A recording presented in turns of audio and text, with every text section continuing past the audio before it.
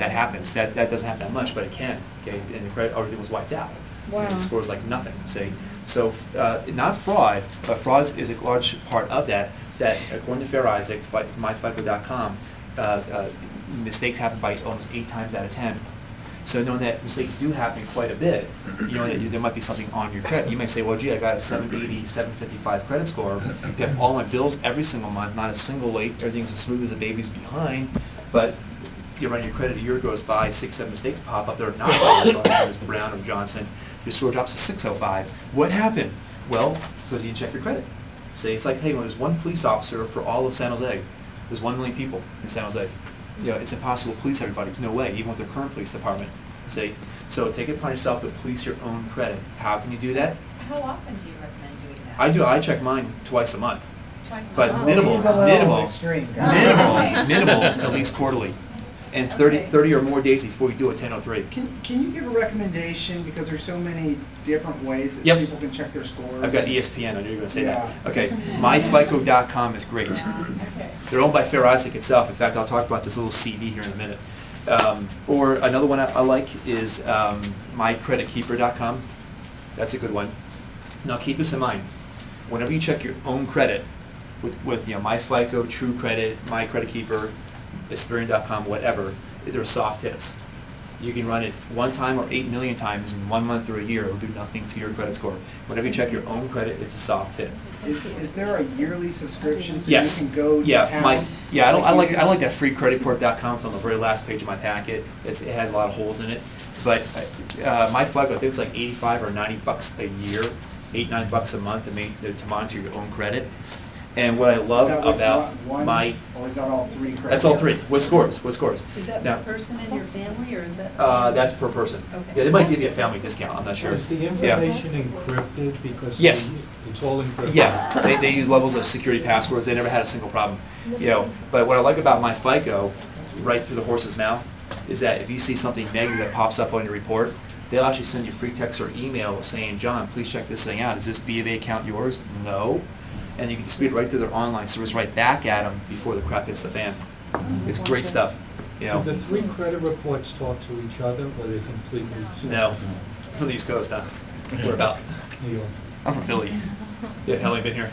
20 years. I've been here 26. Haven't been. Okay, all right. So, I have yeah. to say, my dreaded one on my report is always Experian. For whatever reason, Yeah, Experian seems to be- takes a hard line. And Yeah, they're a little bit more difficult, but most part though, usually they don't talk to each other. But through MyFICO, they actually do that portal back to the 3 bureaus itself. But soft hit, okay. So another good thing about inquiries is that FICO allows an indefinite amount of mortgage, credit check, credit card, and student loan hits, even car loan hits within 30 or less days, only count as 1 physical hard hit against your FICO score. So not a calendar month, but calendar days. So knowing that you were at 4 lenders last week and you go to John, lender number 4, don't run my credit.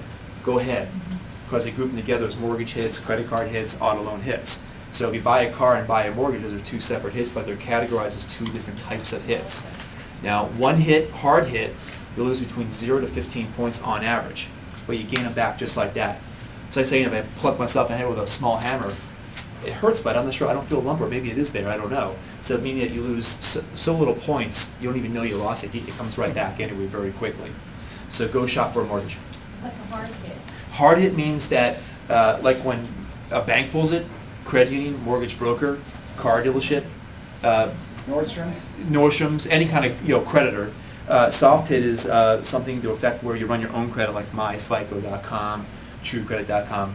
Usually all those freebies are always soft hits. And for the lenders in the room, if you recommend, I know you're all anxious to run your people's credit, right? Yeah. But if you're the actual conscientious lender who says, you know what, I know you feel like you might be just on the verge, it may be in your best interest before I run it, that you run it on, myfico.com. Yeah. Because, and I know when I've run MyFICO and I've had a lender run it, they've been pretty close. Yeah, they're never the same. Almost identical. Does anyone know why, if you went to 10 different lenders in one day and ran 10 different credit reports in one day, why you get 12 different answers?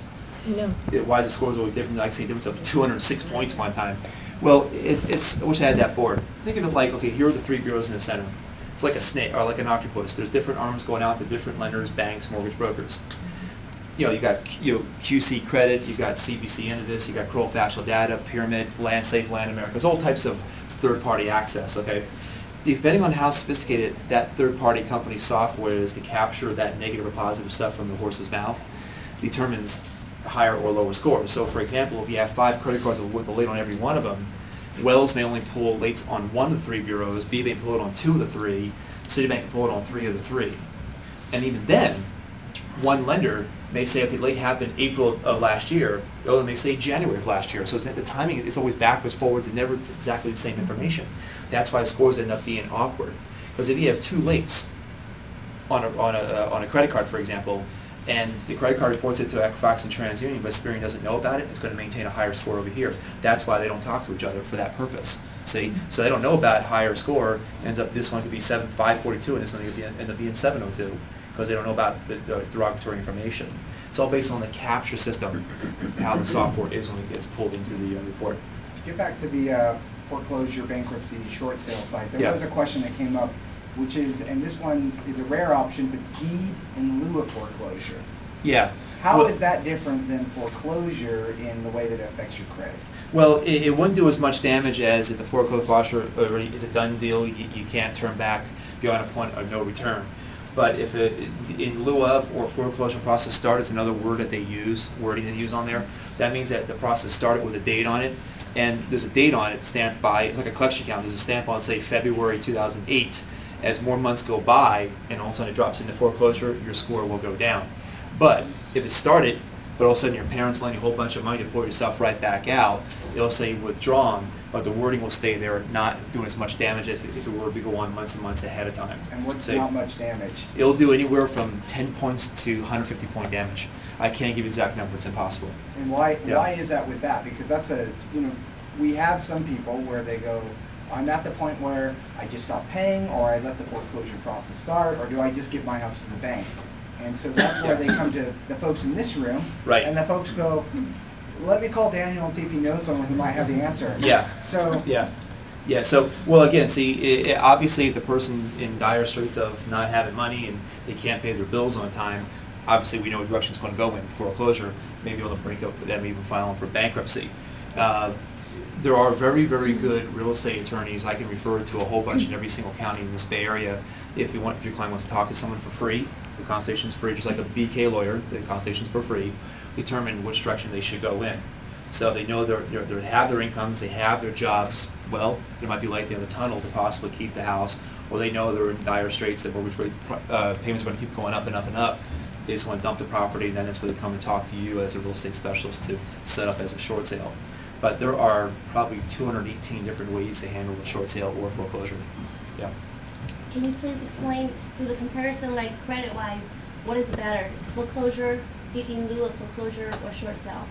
Well, short sale, yeah, before you walk in, short sale can be good, if it's caught before the crap really hits the fan. So, for example, before you walked in, we're saying if you have a property worth 500 or you owe 500, banks will take 450 today. Okay, this is outside of all that 1099 stuff. I'm not a CPA, and it's sold at 450. Outside of a couple lates on the credit report, it will say paid in full, paid as agreed, or it might even say discounted depending on the lender. Okay. Now, at least before you walked in, we're talking about that will a lender do a short sale if I'm not late? Possibly, but you have to prove hardship. Prove that the spouse lost their job, they're living on their 401k money, living on credit cards, mom and dad's borrowing, they're lending them money to stay afloat.